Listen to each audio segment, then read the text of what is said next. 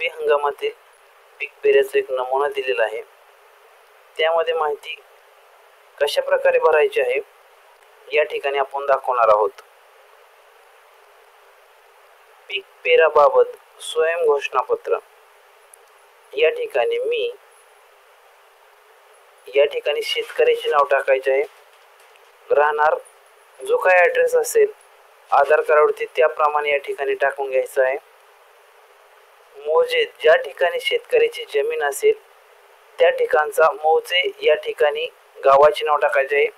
शेतकऱ्याचे सातबारातील जे काही सातबारा 1, 2, 3 असतील त्यातील एकूण क्षेत्र किती त्या ठिकाणी कॅल्क्युलेशन करून या ठिकाणी टाकायचे आहे. या ठिकाणी जर शेतकऱ्याकडे एकच सातबारा असेल तर कोणत्या गावातील सातबारा आहे ज्या ठिकाणी मौजे टाकले त्या गावाचं नाव या ठिकाणी टाकायचं आहे.